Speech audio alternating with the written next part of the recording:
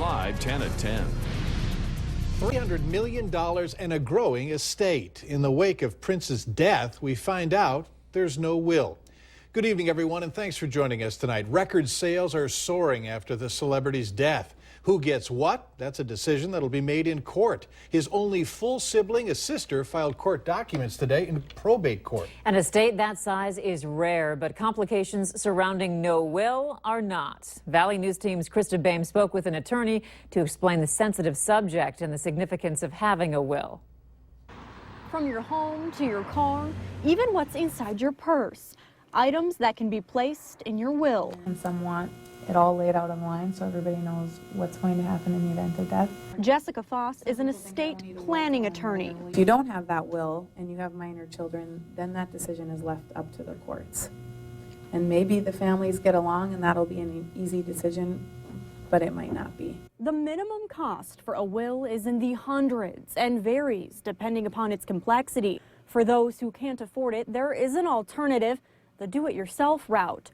A quick online search brings up a document you can easily fill out, but won't deal with everyone's issues. They're not very tailored to each client, so they just assume the same situation for everybody that's going to use them. Simply writing it down is another option. It's called a holographic will. Somebody could handwrite or type their own will and sign it and date it and in front of witnesses and call that their will, yeah. This approach is legal in North Dakota, but not Minnesota. There's a lot of people that don't, if they try to do themselves, there's things they don't think about or may not understand the exact words that need to be used. And what would happen to your assets if you die and never had a will? That's up to the state you live in. Everything's left to spouse. If there's no spouse, then kids.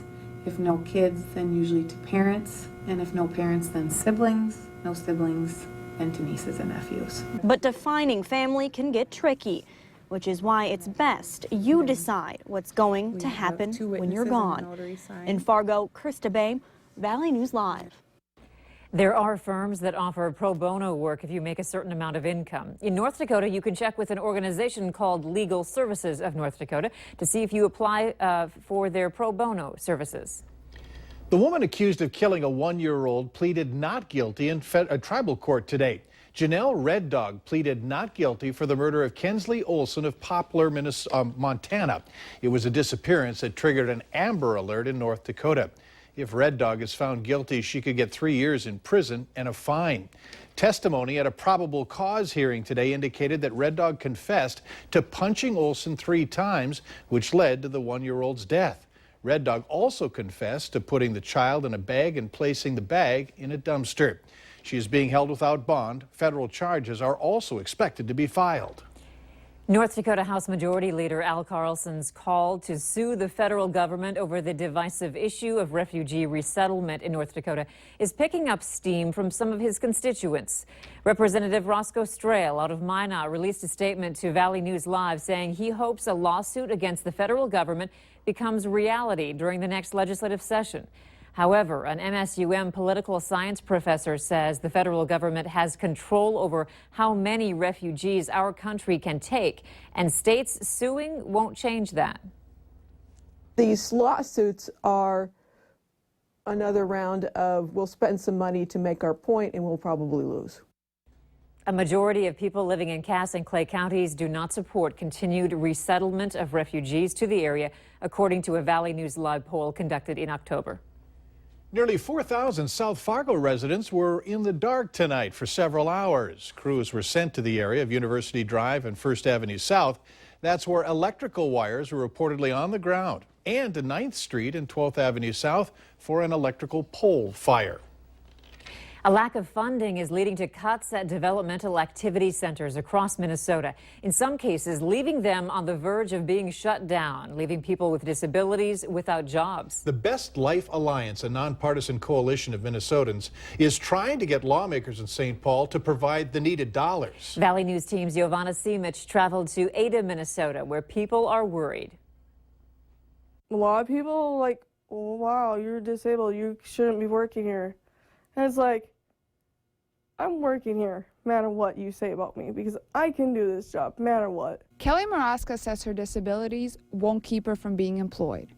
Thanks to the Developmental Activity Center in Ada, she and many others are able to find work. They taught me so much about myself and so much what I can do out in the community. This federal mandate that came down was to try and make it so that everybody was equal. So all DACs were getting the same income. It's cut our funding so drastically that we here are set to lose approximately 23% of our income. Leaving Kelly and nearly 30 others in Ada and many more across the state without jobs. But there's hope. Right now they're working on what's called the Best Life Alliance, which would allow us a 5% increase. 5% increase in state funding that will go a long way to keeping Ada Center and others open and people like Kelly working. What if you were me? Put yourself in our shoes for once and understand what we go through every day. Places like this, we need them open because no matter what, this is our work. And if we don't have it, what else we're going to do? In Ada, Giovanna Simic, Valley News Live. The decision on increased state funding is expected during this legislative session. If the bill is not approved, Chisholm says DACs across the state will likely stay open until they run out of money. For more information on the bill in question, go to valleynewslive.com and click on this story. This has been a good day for Hillary Clinton and Donald Trump. He won all 5 presidential primaries across the East Coast today.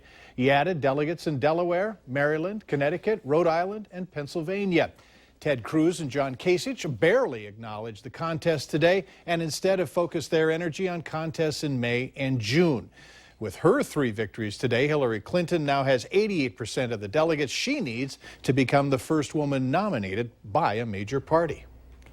It's Tuesday, and that means it's time for another restaurant report card. We received a lot of feedback from viewers about restaurants we should check out for this week's restaurant report card. Every restaurant you sent us had a health inspection report with no critical violations. The taco shop has been in the FM area since 1961. Both locations passed their inspections with flying colors, and we gave their University Drive location the Clean Plate Award this week.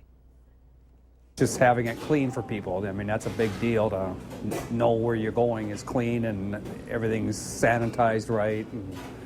And you know, yeah, people like cleanliness. You know, we wear gloves when we make our food and we do our best to try to, you know, be as clean as we can. Do you think we should check out a restaurant in your community? Let us know by commenting on this story or sending an email to Valley News Live's Restaurant Report Card reporter Cornelius Hawker.